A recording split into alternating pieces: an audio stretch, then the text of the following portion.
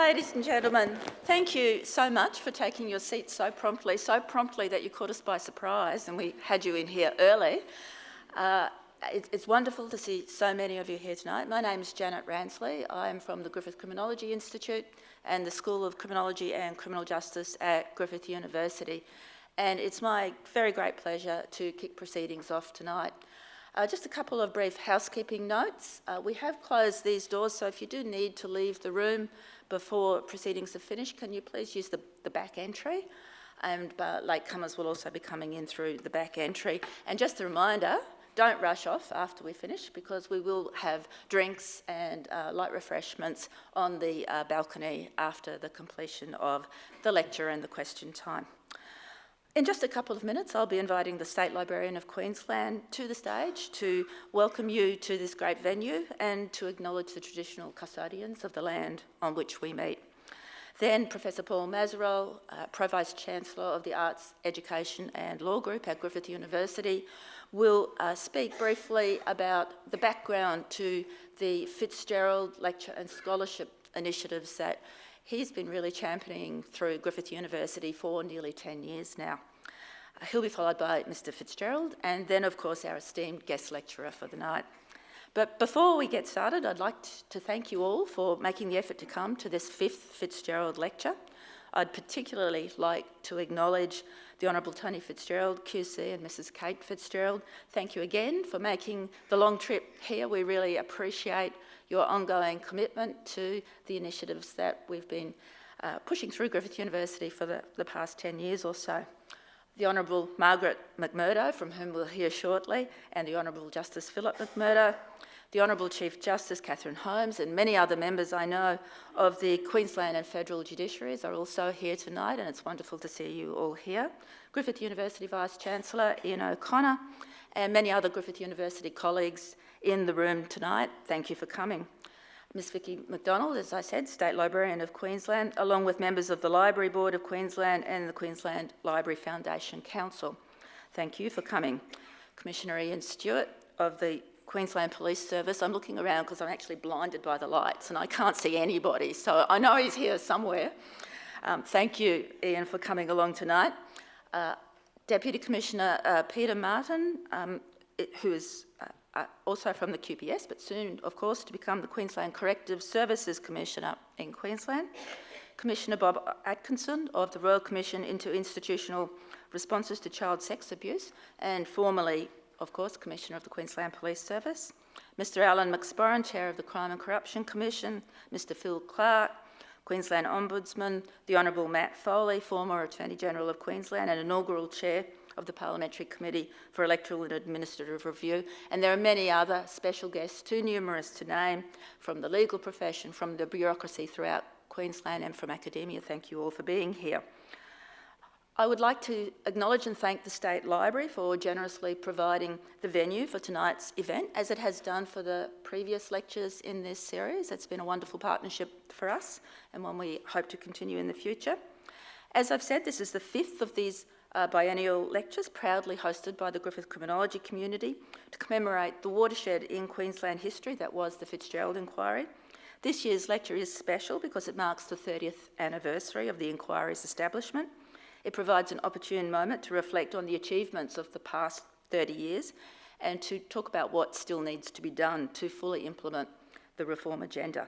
But before we hear reflections on those topics, please join me in welcoming Ms Vicky McDonald, State Librarian of Queensland, to the stage. Thank you very much.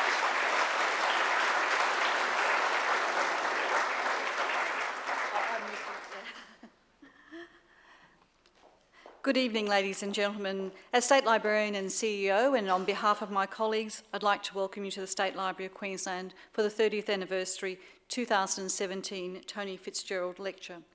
Let me begin by acknowledging the traditional owners of the land on which we meet and pay my respects to the ancestors who came before them. The State Library of Queensland, as you know, is located on Kurilpa Point, which is a traditional meeting, gathering and sharing place for Aboriginal people, and we proudly continue that tradition here today and every day of the year. Distinguished guests, welcome everyone. The State Library is a safe place for open, public conversation and debate, and we are very proud to host this important discussion this evening. The State Library is a welcoming place of diversity and inclusiveness that celebrates Queensland's unique history, including the history that Tony Fitzgerald brought to light in the 1980s and set Queensland on a path towards transparency and inclusion. History shows the importance of encouraging public debate about the society we are and strive for, and to critically examine our governance to improve fairness and justice for all. As one of Australia's major cultural collecting institutions and as custodian of Queensland's memory, SLQ has a vast array of collection items relating to governance in Queensland, including the Tony Fitzgerald Collection, which was donated in 2010. This collection includes original signed works by cartoonists Sean Leigh and John Spooner, courtroom sketches and portraits by Queensland artist Marilyn Baldy, a bound signed copy of the Fitzgerald Report, and a host of other fascinating Fitzgerald Inquiry-related material. I also encourage you, and I know some of you may have already, to visit our exhibition Freedom Then, Freedom Now, which explores freedoms won and lost in Queensland since the Second World War. The exhibition examines what happens when collective good intersects with individual rights and what it means to be free in Queensland today. It also includes references to the Jobielke-Peterson years, which form the backdrop of the Fitzgerald Inquiry. Freedom Then, Freedom Now is open in the Philip Bacon Heritage Gallery, which is located on level 4 of the State Library, and it's open until the 19th of November. After tonight's formal proceedings, our library shop will have a pop-up shop on the Queensland Terrace, which is directly outside, and copies of the Fitzgerald Legacy, Reforming Public Life in Australia and Beyond, which examines the extraordinary influence the Watershed Inquiry has had on public and police sector reform, as well as Matthew Condon's Three Crooked Kings Trilogy and the prelude to the trilogy Little Fish Are Sweet. I'd like to thank the Griffith Criminology Institute for working with SLQ on this event and acknowledge also the many other partnerships that we've had with Griffith University.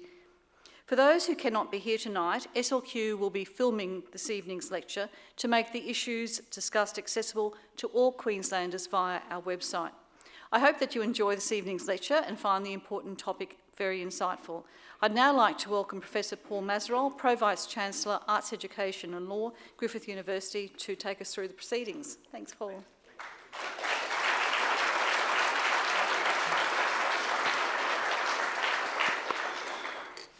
Thank you, Vicky. And also, just to reiterate what Janet said, we really appreciate the ongoing partnership and support of the State Library. It's been terrific over this time.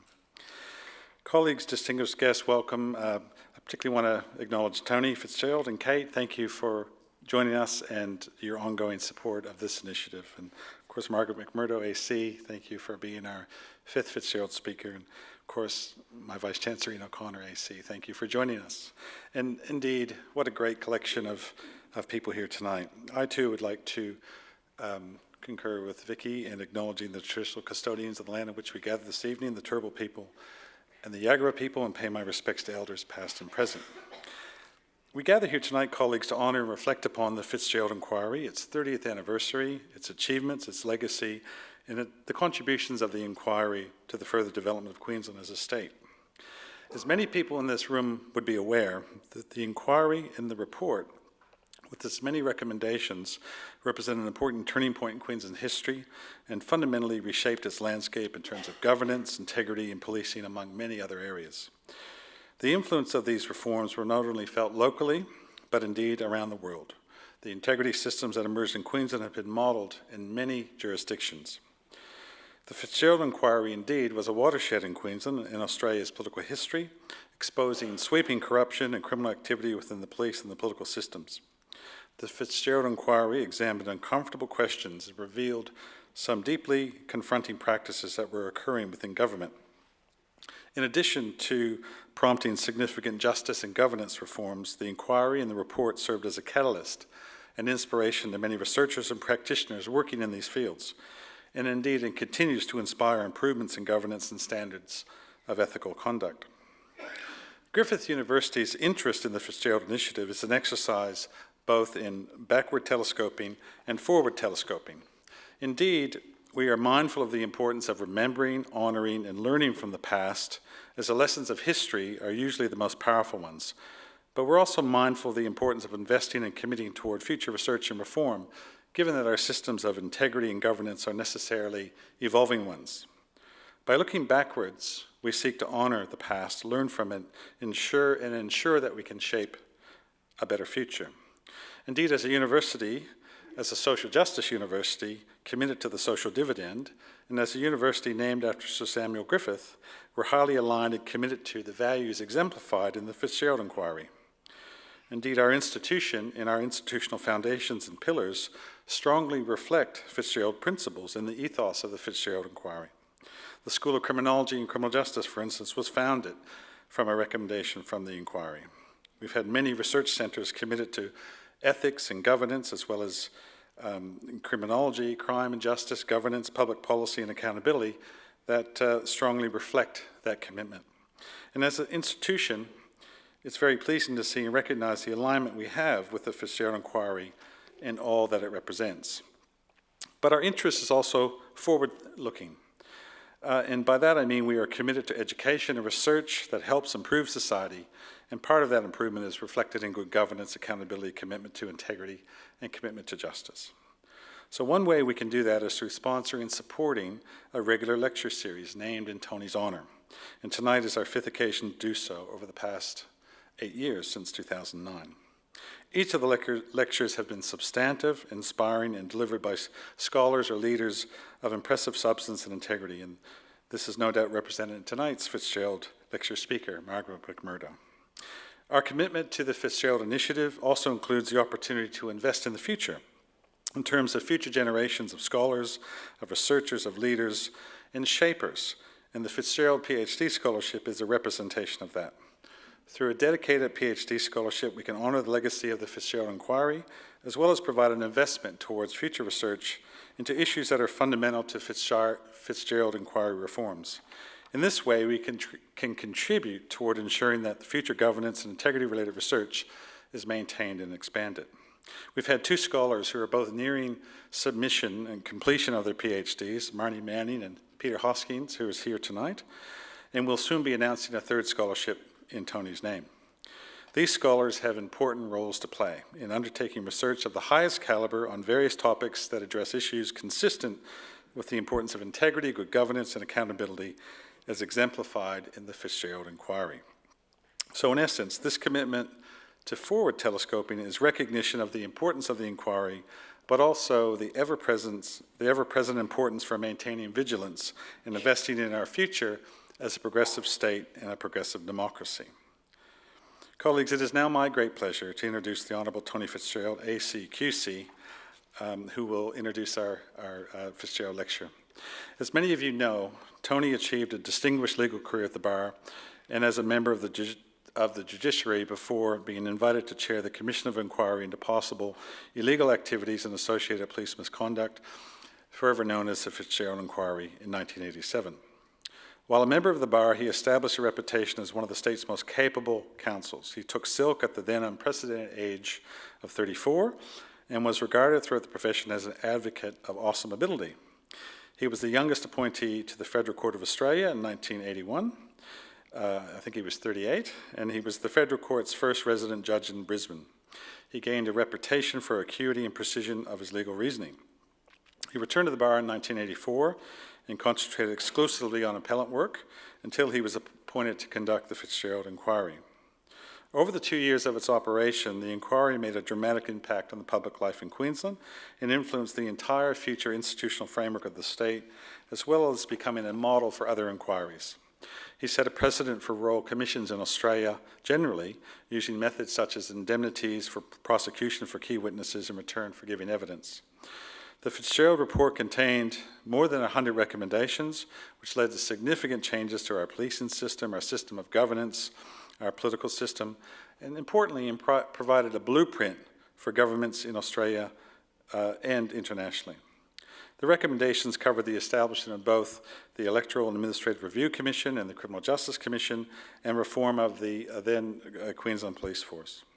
It led to a number of significant prosecutions, the most high profile being Police Commissioner Terence Lewis and former Premier Sir Joe Bjelke-Petersen. As many people know, Lewis was convicted of corruption, jailed, stripped of his knighthood, and Sir Joe was charged with perjury for giving evidence to the inquiry but found not guilty. The inquiry also served as a catalyst and inspiration to many researchers and practitioners in these fields. It did have a major impact on Griffith University, which at the time was a very young institution. In 1975, we opened our doors. So Tony's had a huge alignment and a lot of involvement with Griffith University. He served as the inaugural chair of the Griffith University Innocence Project Advisory Board, which was the most appropriate role given his previous work. Griffith strengthens its relationship with Tony in 2003 when it made him a doctor of the university. He received the Companion of the Australian Award in 1991, as well as honorary doctorates from the Queensland University of Technology and Sunshine Coast University. Tony Fitzgerald is a person for whom the state of Queensland and Australia owes a huge debt, and he has surely become one of our defining national figures. Colleagues, ladies and gentlemen, I'm delighted to invite the Honourable Tony Fitzgerald AC, QCD University to the podium, and I ask you to join me in welcoming him. Tony?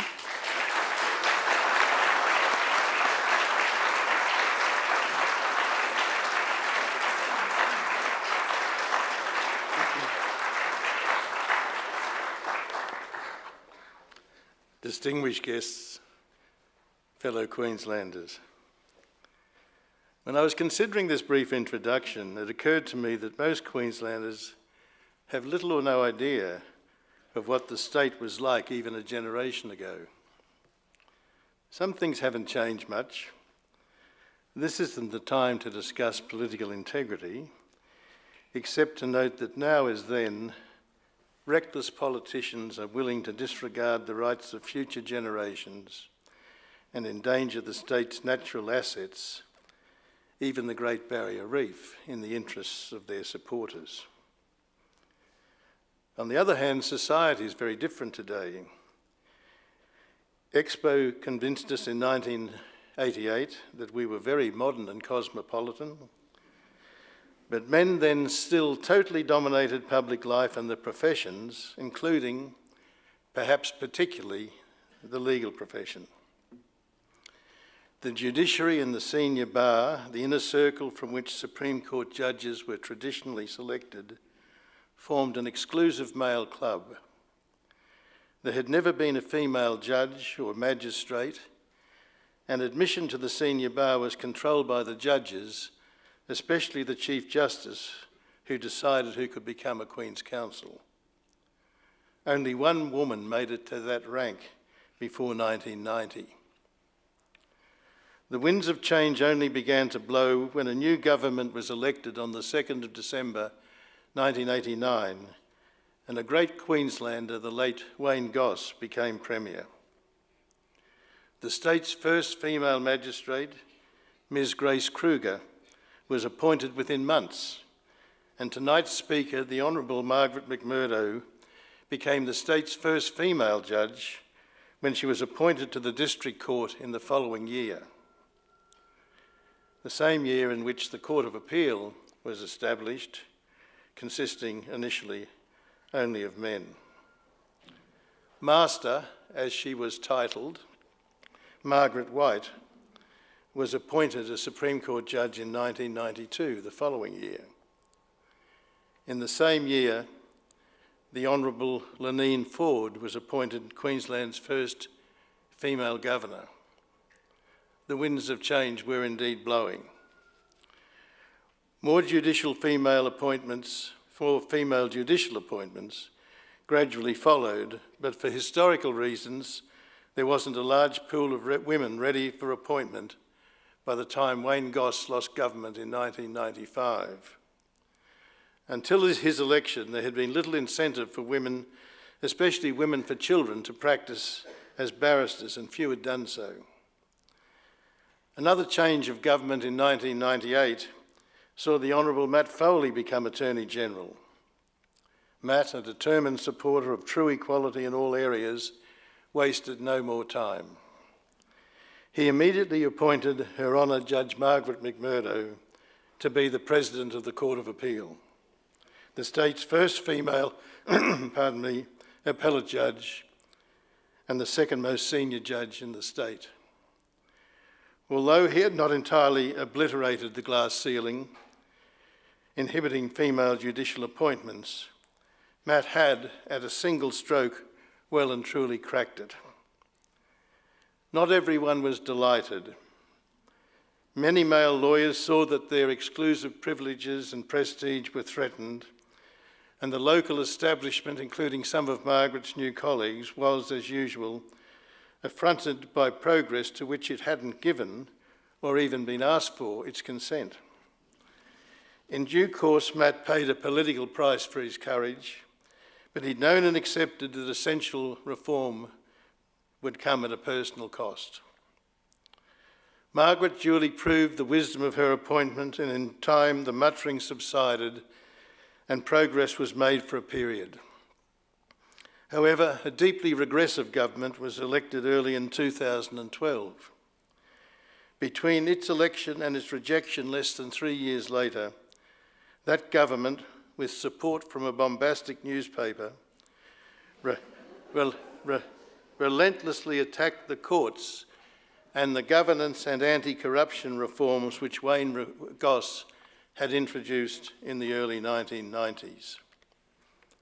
Grossly inappropriate judicial appointments included a reversion to pro-male gender bias.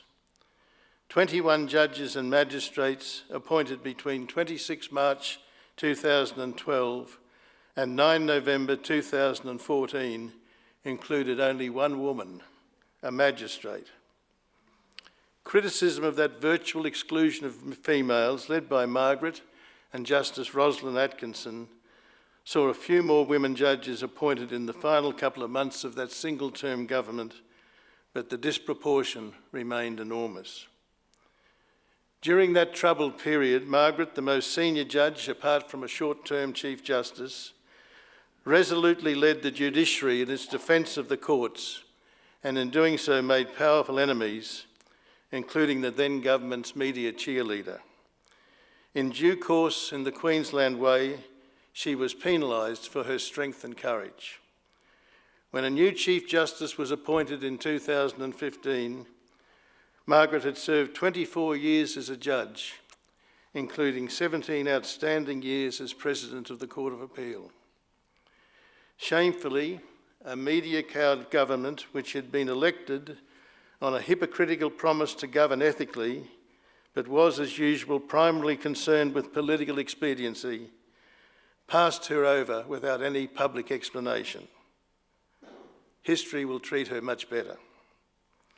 By the time Margaret retired last year, the nature of the Queensland judiciary had been fundamentally altered, due in no small part to the example set by her humility, skill, and exemplary performance of her duties over a very long period.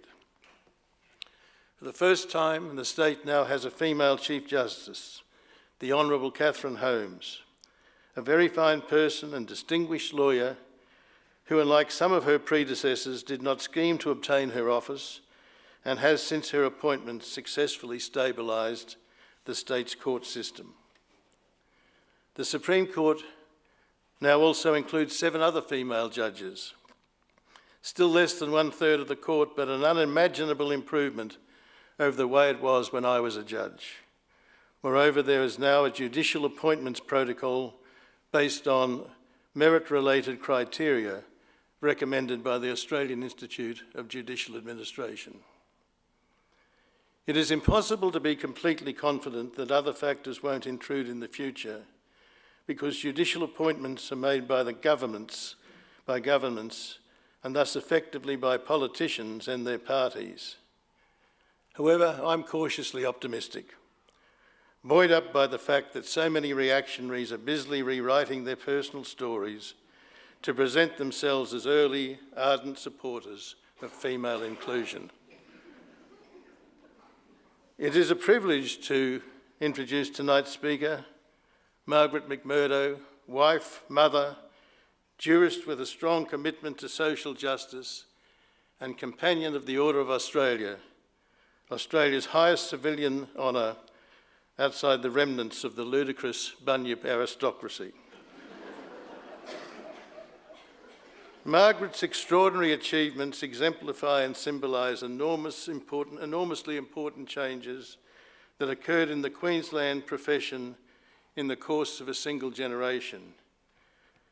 Her accomplishments as President of the Court of Appeal and her leadership and strength when the judiciary was under political and media attack between 2012 and 2015 are outstanding.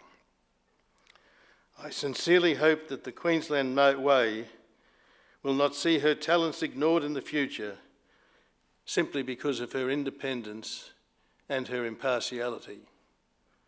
She has my utmost admiration. Please join me in welcoming Margaret McMurdo.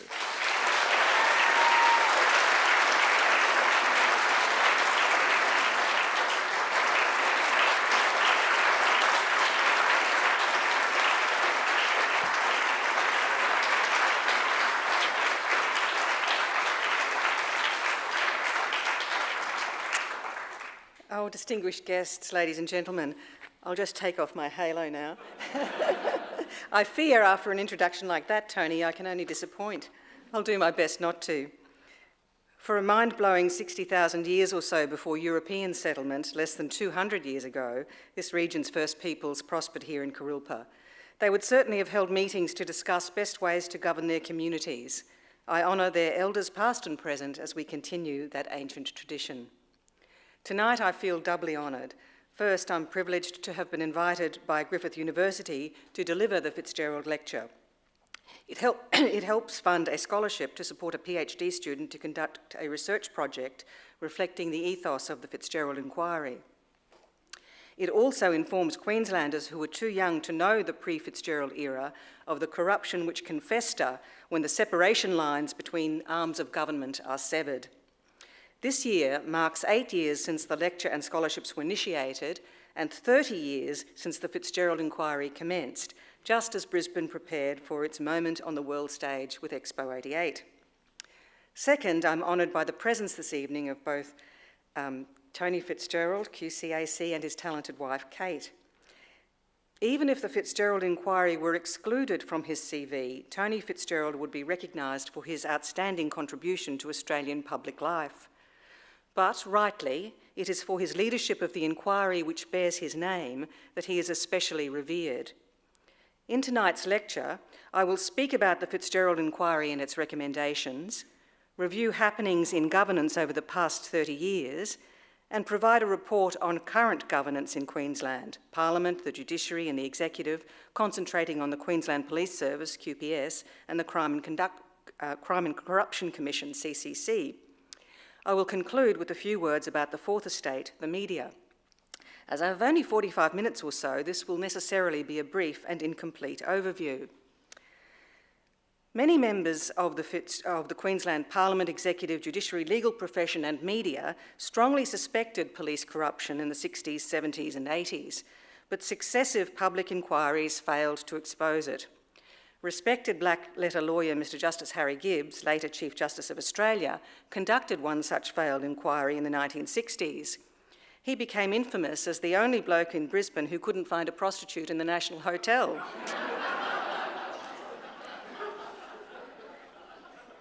But with the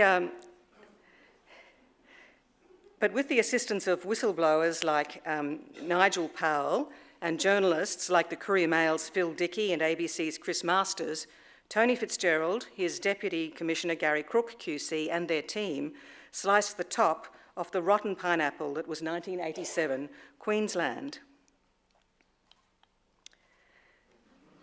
The inquiry revealed toads, vipers and maggots thriving in a cesspit of corrupt governance.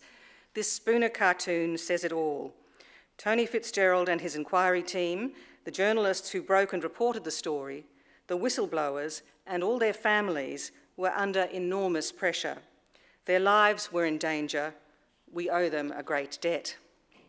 After more than 2 years of gruelling investigations, public hearings and analysis, the Fitzgerald report made recommendations for sound governance, including establishing an Electoral and Administrative Review Commission, EARC, to reframe boundaries and restore public confidence in the gerrymandered electoral system, striking a balance between protecting civil rights and providing sufficient police powers to combat sophisticated crime, noting that Queensland's lack of freedom of information legislation limited the availability of public information on the workings of government, replacing the then police culture which endorsed fabrication of evidence and taking bribes or benefits with a community-focused, professionalised, well-trained and educated, merit-based and accountable police service, establishing an independent and apolitical Criminal Justice Commission, CJC, to advise Parliament on reform of the criminal justice system, witness protection, investigation of official misconduct, including of police officers,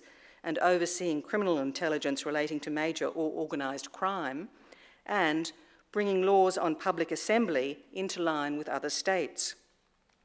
The report warned the media not to become a mouthpiece for vested interests by uncritically depending on orchestrated government leaks or releases from publicly funded government media units. This lecture series, together with journalist and author Matthew Condon's acclaimed trilogy, Three Crooked Kings, Jacks and Jokers and All Fall Down, help present and future Queenslanders who did not live through the period of toads, vipers and maggots understand why only eternal vigilance will ensure our government does not revert to servitude and the cesspit.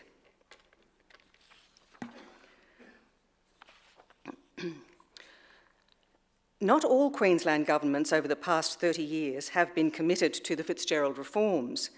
The Goss government, which was returned in 1992, incrementally and conscientiously continued the reform process. Sorry, I've missed a page. I might just move backwards. My printed prints on both sides of the paper, it's a bit confusing sometimes. Going back to the Fitzgerald recommendations, Premier Micah Horne promised to implement the reforms lock, stock and barrel, despite strong resistance from many in his party. But Russell Cooper successfully deposed Horne and fought the pending election on an anti-reform platform. Despite the gerrymander strongly favouring the National Party, Cooper was defeated. When Premier Wayne Goss was elected in December 1989, he further cemented the Fitzgerald reforms, which have become a blueprint for sound governance, not only in Queensland but throughout Australia and internationally. The inquiry resulted in the prosecution and conviction of a number of government office holders, including the 14th Queensland Police Commissioner, St Terence Lewis. On evidence discovered at the inquiry, he was found to have accepted bribes totalling $700,000 to protect brothels and illegal gambling and to prevent the legal introduction of poker machines. He was sentenced to 10.5 years imprisonment and lost his knighthood. Bjelke-Petersen ministers, including former Special Branch Police Officer Don Lane, were convicted and sentenced to imprisonment for falsifying ministerial expense accounts. Given Queensland's governance history, it was by no means certain that the Fitzgerald reforms would be ongoing. As Irish orator, wit and judge John Philpott Curran said in the late 18th century, some years before Europeans had even settled in Queensland, "It is the common fate of the indolent to see their rights become a prey to the active. The condition upon which God hath given liberty to man is eternal vigilance, which condition, if he break, servitude is at once the consequence of his crime and the punishment of his guilt." This lecture series, I've gone back a little bit, there we go. This lecture series, together with journalist and author Matthew Condon's acclaimed trilogy, which I've already mentioned, will help present and future Queenslanders who did not live through the period of toads, vipers and maggots understand why only eternal vigilance will ensure our governance does not revert to servitude and the cesspit. Now, the past 30 years. Not all Queensland governments over the past 30 years have been committed to the Fitzgerald reforms. The Goss government, which was returned in 1992, incrementally and conscientiously continued the reform process commenced by Horne. The Judicial Review Act 1991, the Peaceful Assembly Act 1992 and the Freedom of Information Act 1992 were enacted. The QPS was overhauled, the tape recording of police interviews became mandatory, the Tainted Police Complaints Tribunal was abolished, and the CJC was established. Once the EARC completed its task of reforming the Legislative Assembly, electoral system and related issues, it was disbanded. The 1995 election was nail-bitingly close. At first, it seemed Labor had won by 1 seat, Mundingburra, and by just 12 votes. But after the Court of Disputed Returns ordered a by-election which Labor lost, Premier Rob Borbidge formed government for the National Liberal Coalition. Matthew Condon, in All Fall Down, reports that disgraced former Commissioner Lewis, now a prisoner, was excited about the by-election's potential for a change in government.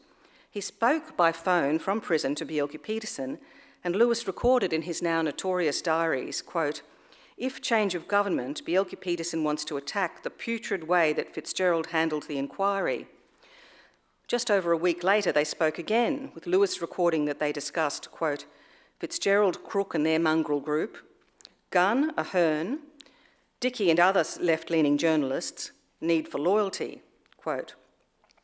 Later in 1996, the CJC instituted an inquiry led by retired New South Wales Judge Ken Carruthers QC to investigate an alleged deal in a memorandum of understanding between the National Liberal Coalition and the Queensland Police Union to provide benefits for union members in return for votes.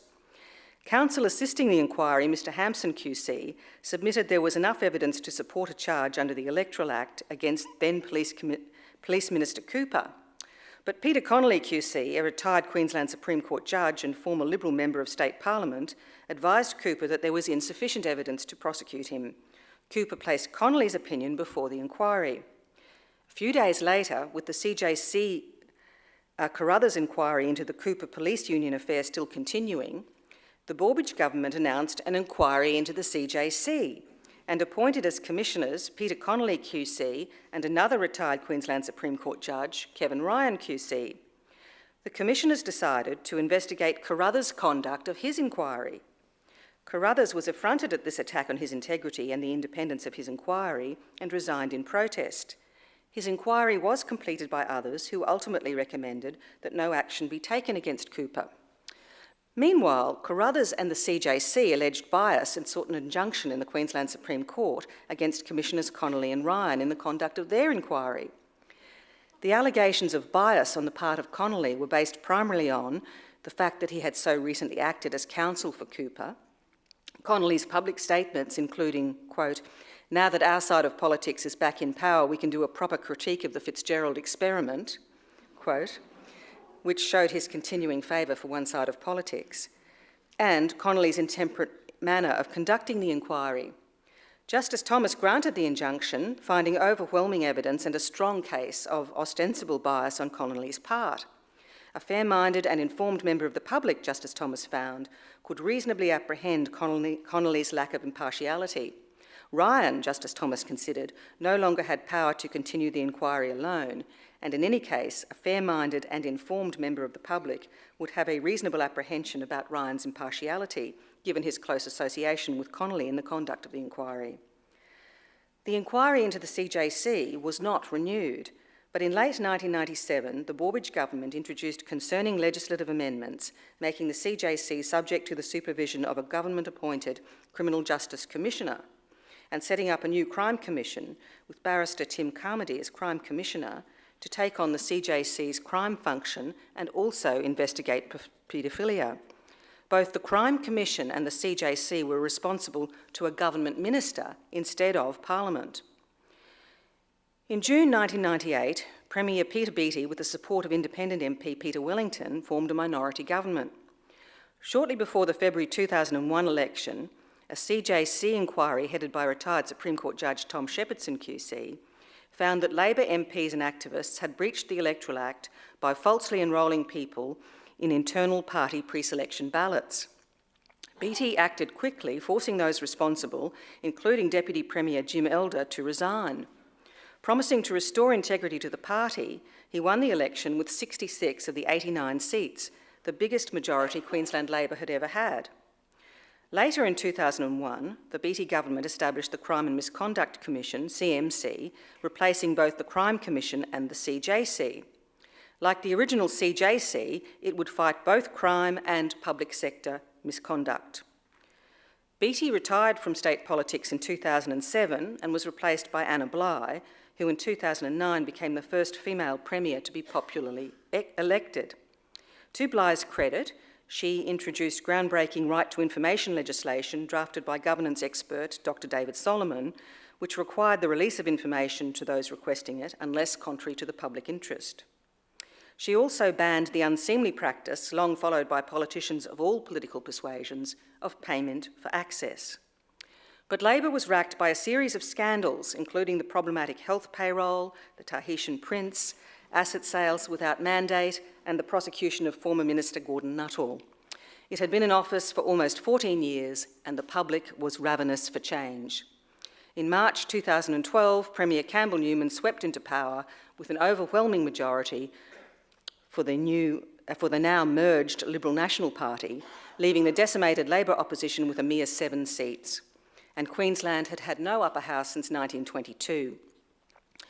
Newman did not know pre-Fitzgerald Queensland, having been neither born nor raised here.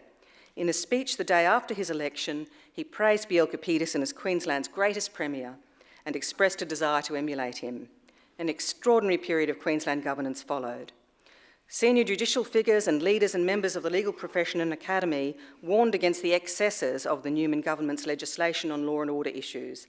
And you've seen the slide when I've been skipping through it, but who could forget the pink onesies for bikies convicted under the Vlad Act? The Supreme Court of Queensland's Court of Appeal found unconstitutional the government's attempt to pass legislation which could enable the executive to overrule a court's decision that a prisoner be released. The legislation was a clear interference with the separation of powers, a tenet fundamental to our democracy. The controversy about and the extraordinary publicly known events leading up to the appointment of Chief Magistrate Judge Carmody as Chief Justice of the Supreme Court of Queensland in July 2014 are documented in the book The Tim Carmody Affair, Australia's Greatest Judicial Crisis, by respected academics Rebecca Aninin-Welsh, Gabrielle Appleby and Andrew Lynch. I will not repeat them tonight. It was a dreadful time for the Supreme Court, but the judges of the Trial Division and the Court of Appeal were united in their resolve to continue to independently serve litigants and the people of Queensland. Newman announced that retired High Court Judge Ian Callanan QC, assisted by Queensland legal academic Professor Nicholas Aroney, would review the legislation establishing and regulating the CMC. Some of the review's recommendations were worrying. Ultimately, the government put forward a Crime and Misconduct and Other Legislation Amendment Bill 2014, which went even further than the review recommendations in dismantling the Fitzgerald reforms. Tony Fitzgerald's submissions to the Parliament's Legal Affairs and Community Safety Committee on the bill said it all, quote, "In their brief time in office, the government have embarked on unprincipled attacks on courts and the judiciary, which by virtue of their independence and authority are obstacles to political excess, and enacted radical, profoundly mistaken laws which were not mentioned prior to the last election, including laws aimed at subordinating the criminal justice system to political interference and a flurry of extreme law and order legislation. There are troubling signs that the Liberal National Party's huge majority has re-enlivened old bad habits. The government's majority must be respected, but it does not have a mandate to obliterate reforms which were necessitated by the Liberal National Party's predecessors, criminality and abuse of power, or to return Queensland governance and public administration to their parlous state in the 1980s. This committee's advice to Parliament that the bill in its present form is a gross abuse of power would provide a good start," end quote. The Fitzgerald report emphasised the important role of the media in ensuring sound governance. Immediately following Newman's election, David Fagan was editor-in-chief of both the Courier Mail and the Sunday Mail, and Michael Crutcher was editor of the Courier Mail. In the absence of both an upper house of review and an effective opposition, these newspapers, under the editorial guidance of Fagan and Crutcher, took on the role of government watchdog. They were especially critical of the government's sacking of 14,000 public servants. There was the usual healthy tension with the courts over the reporting of cases, but at this time, these papers generally respected and accepted judicial independence. That changed one week in June 2013, when, according to Crikey.com, Rupert Murdoch was in town. Fagan was removed as editor-in-chief and not replaced. Chris Dorr took Crutcher's job as Courier Mail editor, and Peter Gleeson, editor of the Gold Coast Bulletin, became editor of the Sunday Mail. The paper's editorial direction did an about turn. they became enthusiastic supporters rather than critics of the government.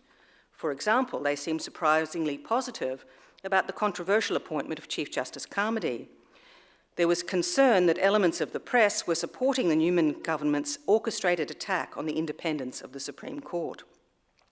Fortunately, leaders and members of the legal profession like Walter Sofronoff QC, the presidents of the Queensland Law Society and Bar Association, and retiring and retired judges, including Tony Fitzgerald, were not, in Judge Curran's words, indolent or prey to the active and powerful. They were vigilant and spoke in defence of the court. Despite the government's huge majority, it was defeated in the March 2015 election, with Newman losing his seat. Exit polls showed that governance and the appointment of the Chief Justice weighed heavily with voters. It was heartening to know that sound governance and the separation of powers were vitally important to electors. In July 2015, after less than a year in office, Chief Justice Carmody resigned as Chief Justice. He remains a Supreme Court judge but does not sit in the Supreme Court. In September 2015, the Honourable Justice Catherine Holmes was appointed Chief Justice of the Supreme Court of Queensland, with the full support, admiration and respect of her fellow judges, the profession and the public. These post-Fitzgerald events in the governance of Queensland are a stark reminder of the wisdom of Judge Curran's plea for eternal vigilance. Queenslanders cannot assume that the reform process will continue without constant, thorough and fearless scrutiny from Parliament, the judiciary and legal profession, academia, the media and the public. I turn now to the present state of governance in Queensland. First, the Parliament. Premier Anastasia Palaszczuk's minority Labor government repealed the worst of the Newman government's legislative excesses. Those pink onesies, made at a cost of $10,000 and worn by only 27 prisoners, were auctioned for charity. One is in display in the State Library's current exhibition, Freedom Then, Freedom Now. The post-Fitzgerald Electoral Act is working apparently satisfactorily through an independent electoral commission as intended by EARC. Under the latest amendments, Parliament will have 93 seats with future 4-year fixed terms and full preferential rather than optional preferential voting. To its credit, the Palaszczuk government reformed laws relating to political donations. Those over $1,000 are disclosed in real time through the Electoral Commission. And following the CCC's recent damning reports into local government, Palaszczuk committed to banning political donations from developers at state and local level. Queensland's Right to Information scheme is amongst the best in the nation, but journalist Kerry O'Brien in his 2017 Solomon Lecture on the Right to Information Day warned, like Judge Curran, of the need for vigilance, as recent past governments had undone reforms and legislation was easily repealed. In the panel discussion following, Dr. Solomon persuasively argued that Queensland's Right to Information scheme should be extended to parliamentary departments so that all parliamentary expenses are subject to and no longer hidden from public scrutiny.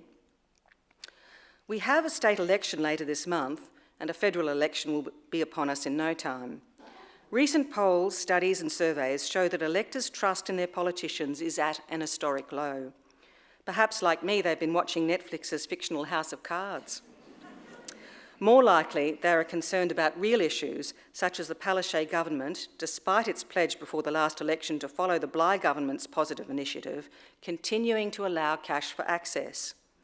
Wealthy Queenslanders seeking government largesse pay substantial sums to attend functions with powerful politicians. According to a June 2017 report by Mark Willesee for the ABC, Queensland ministerial diaries show nearly 60 companies, banks, accountants, developers, miners and resource companies paid at least $5,000 each for meetings with cabinet ministers under Labor's Business Observers program, with $218,000 raised in 2016.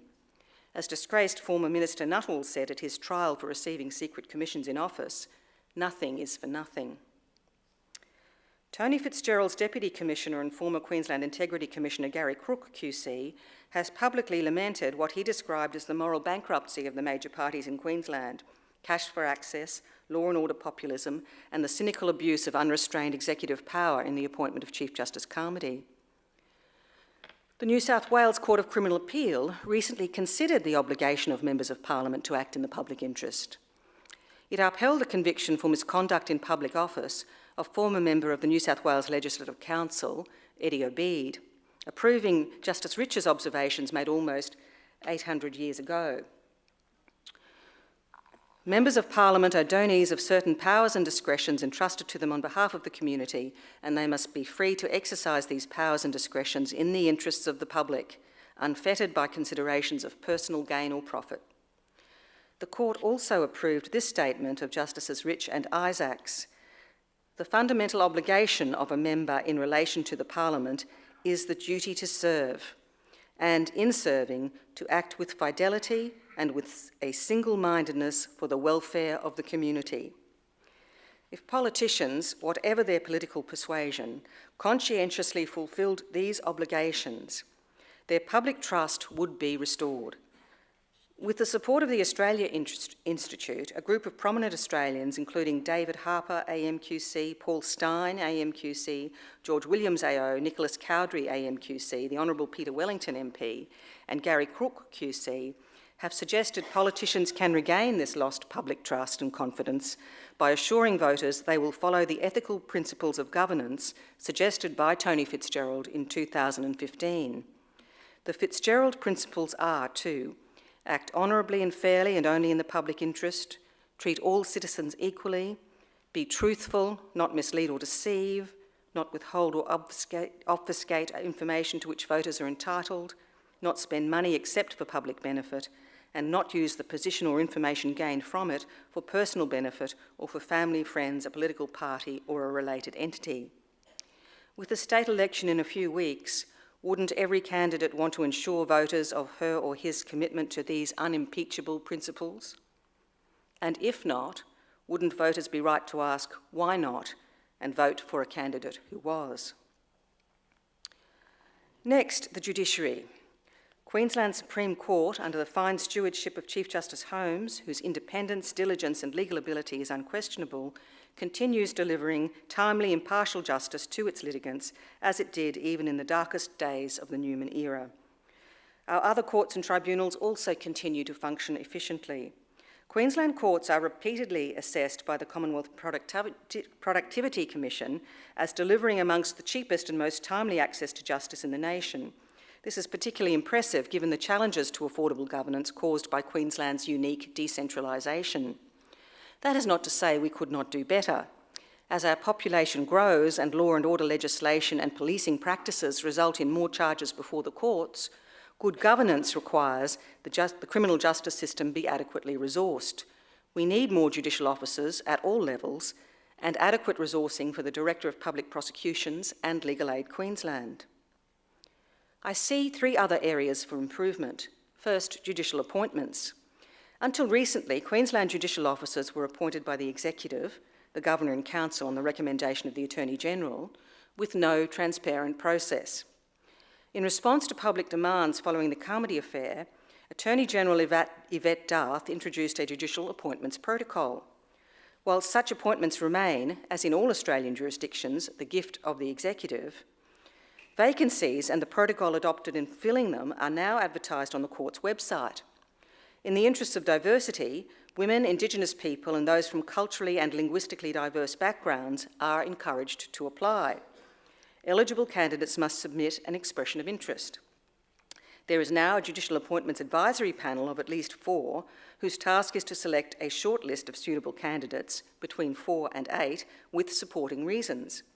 The panel comprises a retired judicial officer from the court to which the appointment is to be made, the presidents of the Bar Association and Law Society or their nominees, and up to 2 individuals, at least one of whom is a lawyer, to represent community views and with expertise in the justice system relevant to the selection of judicial officers, for example, the Anti-Discrimination Commissioner or a representative of the Women Lawyers Association of Queensland.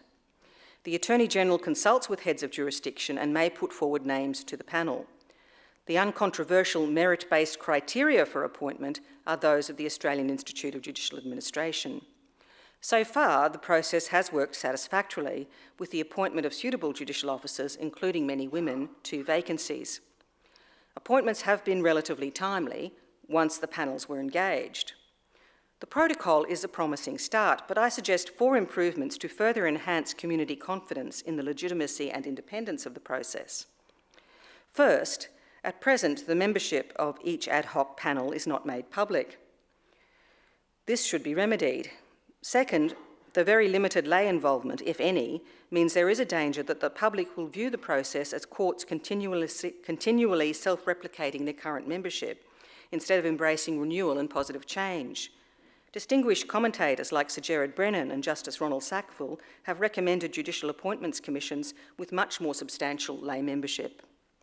Third, the protocol has no legislative basis, so that it can easily be abandoned by a new administration. Fourth, and most importantly, the protocol does not inform the public if a judicial officer is appointed from outside the panel's recommendations. In such a situation, the confidentiality-bound panel is a toothless tiger. I consider that if an attorney wants to appoint a judicial officer who is not on the panel's list, the attorney should first refer the name to the panel for consideration. If the panel's list still does not include that name, the attorney may appoint the person, but must state publicly that the person was not on the panel's list. The second needed reform relates to complaints against judges. Allegations of official corruption against Queensland judicial officers are referred to the CCC, which can investigate but not discipline. Consistent with the separation of powers, judges may be removed under Section 61 Constitution of Queensland only by the Governor in Council on the address of the Legislative Assembly for proven misbehaviour or incapacity based on the findings of a tribunal established under an Act. Unlike New South Wales or Victoria, there is no transparent process to deal with complaints other than corruption. The judges of the Supreme Court have long favoured the adoption in Queensland of a Judicial Complaints Commission modelled on that in New South Wales, with necessary adaptations, as recommended by the Judicial Conference of Australia. This would enhance the court's accountability, transparency and legitimacy. The third need I see for reform relates to the curious colonial practice of the Queensland Chief Justice or next most senior judge in the Governor's absence, acting as Governor, that is, as head of the executive, often while continuing to perform judicial functions. This is plainly inconsistent with the separation of powers. It is true that this is the practice in many Australian jurisdictions, is accepted as legitimate, and as yet has not been subject to constitutional challenge. But it is an unattractive anachronism in the 21st century when we pride ourselves on our democracy with its separation of powers. To see those leading the judicial arm of government acting as head of the executive and rubber-stamping ministerial decisions is apt to undermine public confidence in the office of Chief Justice and in the judicial branch of government.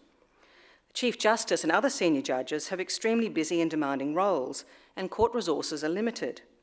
In Queensland, a judge acting as Governor takes care not to sit in cases in which the Crown is a litigant. This includes all criminal cases. It is an imposition on the efficient operation of the courts for senior judges to also take on the gubernatorial function.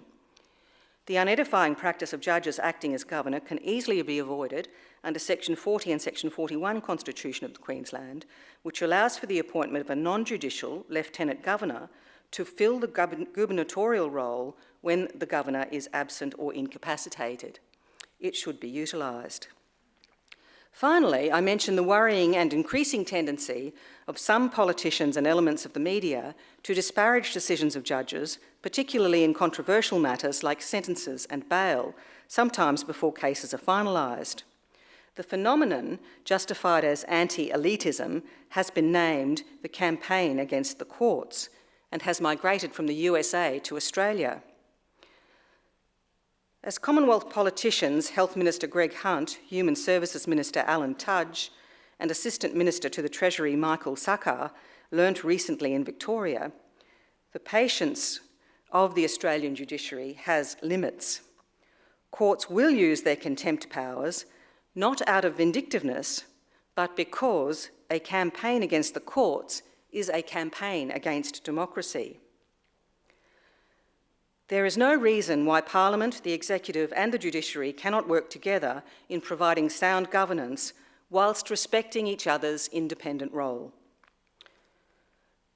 Next, the executive and its most powerful elements, the police, and the governance watchdog, the CCC.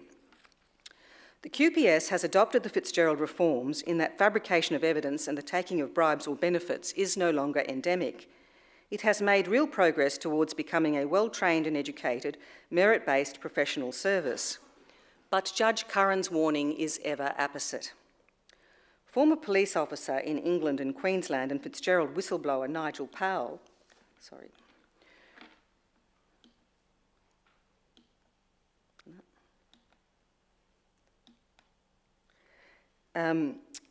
recently expressed his fears that as the QPS has never had sound policing culture of an independent agency of law enforcement, it remained a lackey government department following the populist whims and fancies of the Minister of the day. Powell was critical of Section 4.6 Police Service Administration Act 1990, which requires the Commissioner to comply with the Minister's directions. He saw placing the Commissioner on a contract rather than giving tenure as the antithesis of independence. Powell envisioned a QPS with legitimacy arising not from increased powers or the use of fear of physical force, but from public confidence that the police will apply the law independently, fearlessly and courteously. These are points well made. Unquestionably, there is a need for highly trained, well-educated, community-friendly police officers with an understanding of their role in governance, determined to stop the QPS from reverting to its corrupt past. And they should come from the diverse backgrounds reflected in our community, include recruits trained outside the QPS, and be appointed and promoted on merit. Officers must be loyal to their oaths or affirmations of office and not to misguided notions of mateship, to corrupt officers, even senior officers, which reigned in the pre-Fitzgerald era. Hopefully, the Queensland Police Union has learnt from the Carruthers Inquiry of the dangers to its members and to sound governance from alignment with politicians or a political party. Hopefully, it would never misuse confidential QPS information. Whilst the Fitzgerald reforms require officers to report the unlawful actions of other officers, there is reason to ponder whether the QPS has fully come to terms with its shameful history. By way of illustration, the Police Museum publishes online vignettes about former commissioners. Whitrods says nothing about his pre-Fitzgerald efforts to reform a corrupt police service. And the whole of one of Whitrod's 5-paragraph entry is a detailed account of his refusal to allow the 21-year-old Constable Wayne Bennett leave without pay to attend a rugby league training camp. Lewis's entry is accompanied by his photo at dinner in 1975 with other police officers and partners at, would you believe, the National Hotel. The first 4 paragraphs glowingly refer to Lewis's career achievements. The last begins, in 1980, the great honour of Father of the Year was bestowed upon Mr. Lewis, and in 1986 he was honoured with a Knight Bachelor by the Queen for police service. It was 1987 when Sir Terence Lewis's luck changed. After 3 lines referring to the Fitzgerald Inquiry, Lewis's conviction and his lost knighthood, it concludes, Lewis, whilst Commissioner, had once wished he was back in Charleville, said he had fewer problems there. I hope you understand my concern. I now turn to Queensland's anti-corruption body, the CCC. Its powers to investigate corruption in units of public administration, including the QPS, which were removed after the Callan and Oroni inquiry, have been largely returned.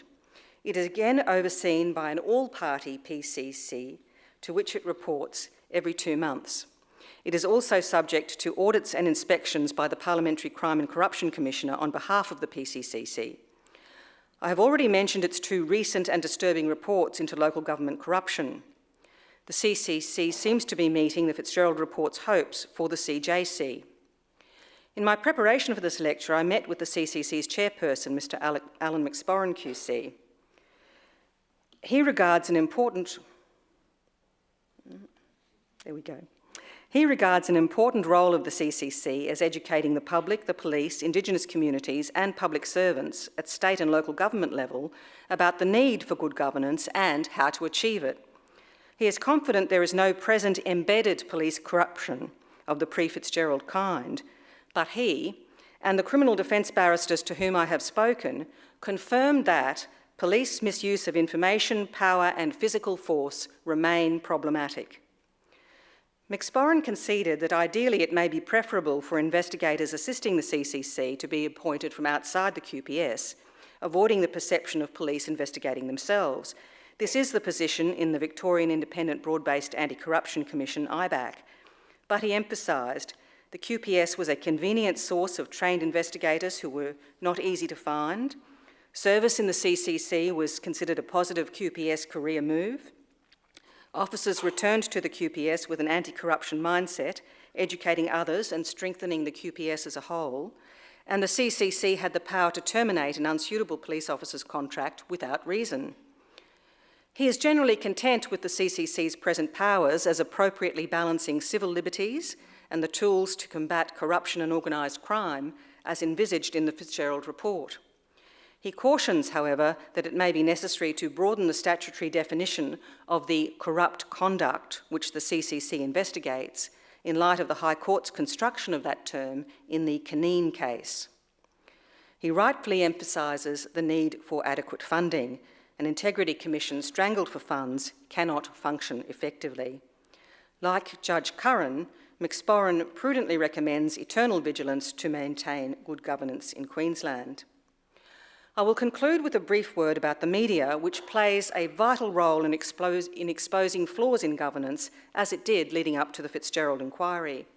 It is a problematic time for commercial journalists and their employers, as the internet makes it increasingly difficult for traditional media to attract lucrative advertisers and paying customers. Good governance will certainly be diminished if the quality and quantity of investigative journalism is reduced. I encourage you to financially support your preferred commercial media sources. I've also already mentioned the campaign against the courts, which migrated from the USA and which has been embraced by the far right of politics and some elements of the media. Do not let this campaign continue unchecked.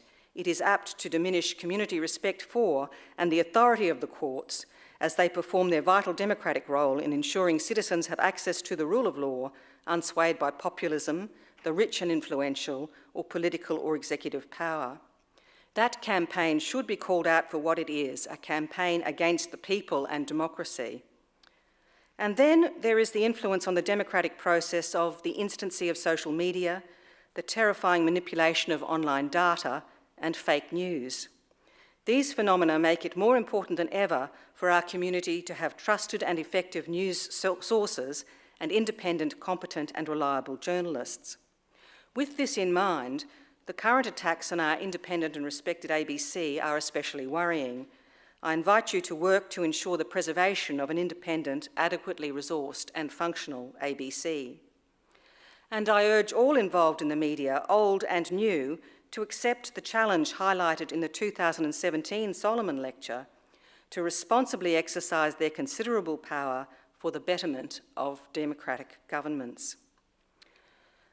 I end by returning to the common thread throughout this presentation, Judge Curran's wise words, which are as apposite today as they were 220 years ago: eternal vigilance. Although these days I seldom quote the Courier Mail with approval, I am in furious agreement with its July 2003 editorial following the death of former Queensland Police Commissioner Ray Whitrod. Quote, "Mr. Whitrod's story should have been an uplifting one for the state. Instead, Queensland had to wait another 12 years for Tony Fitzgerald QC to expose the rot that had invaded many of its institutions. Mr. Whitrod's memory, and, may I interpolate, the Fitzgerald legacy and sound governance, would best be served if the government, the judiciary, bureaucracy, and yes, the media of the day continued to recognise that a return to corruption is not only possible, but inevitable without proper vigilance. With a state election looming and a federal election never too far away, I invite each of you to join a fresh campaign, the campaign against bad governance. And perhaps our campaign will migrate to the USA. Thank you.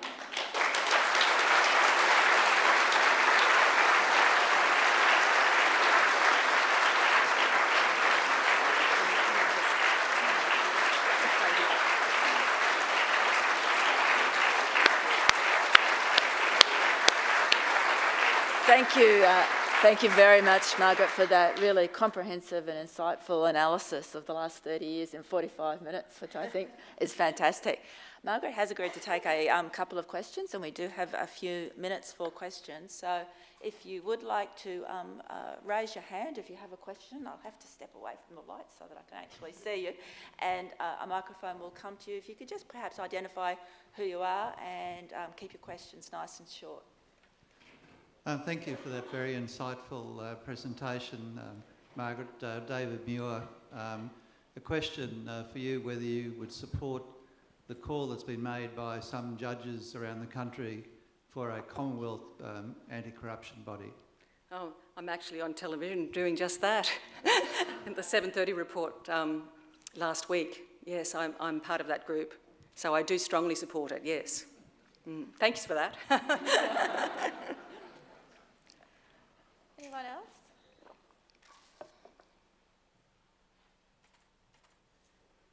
Yes, over here. I just have a question about the Judicial Appointments Protocol. My name's Laura Rees.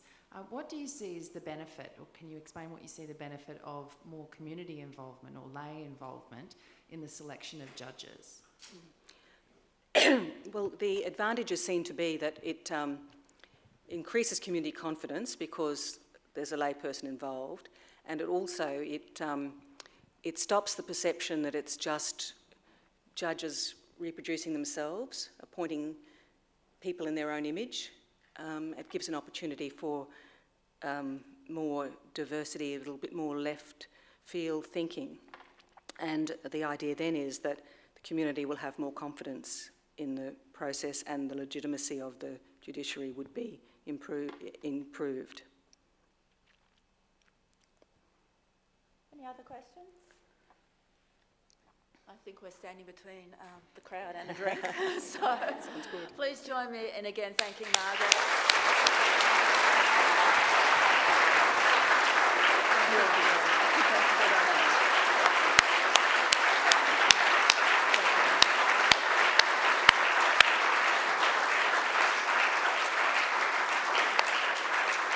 So again, thank you to all of our speakers. Thank you to Tony Fitzgerald, Margaret McMurdo, Paul Mazerol. Thank you to everybody for coming along tonight.